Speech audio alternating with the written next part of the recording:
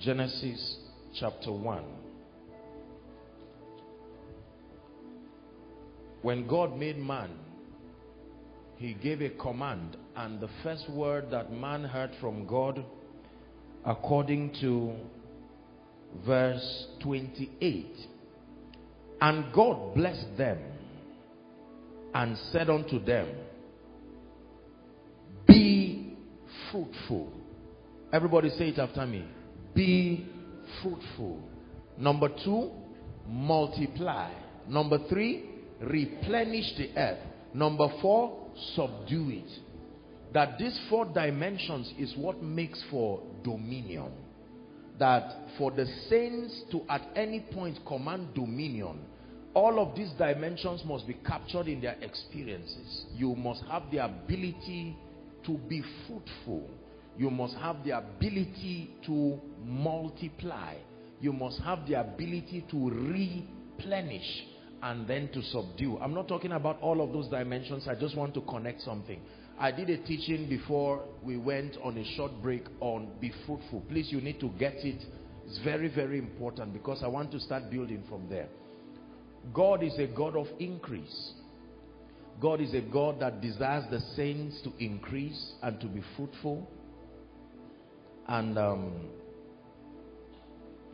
when the Lord mandated man to be fruitful, please leave the scripture there.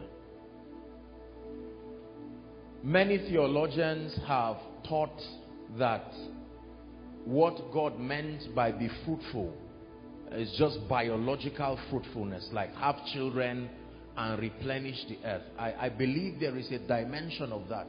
But as I began to study this, the Lord opened my eyes to certain dimensions, and that's where I want to start with tonight. That there are at least 5 levels or 5 areas where God desires the saints to be fruitful. Write it down, please. Number 1, the womb, or what you call fruitfulness, children. The womb.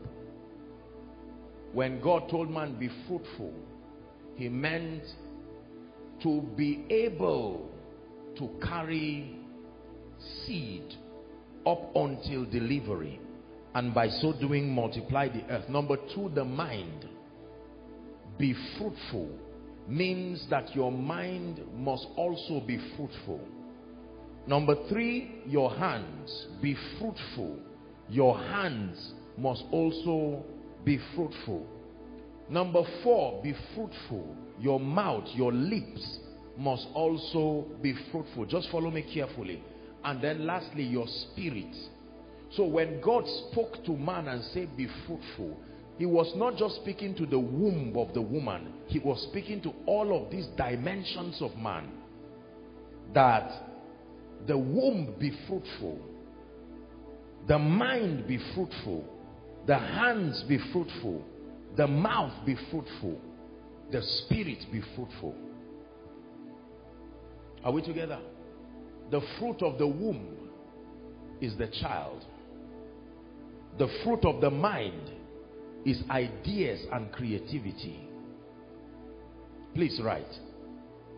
When the womb gives birth, you call the child, or you call the fruit a child. When the mind or your thoughts give birth, you call the fruit ideas. When the hands give birth, you call the child work or accomplishments. When the mouth gives birth, you call it words. When the spirit gives birth, you call it character. And so all these dimensions must be captured in the experience of the believer if you are to walk in fruitfulness, and if you are to challenge the powers that be.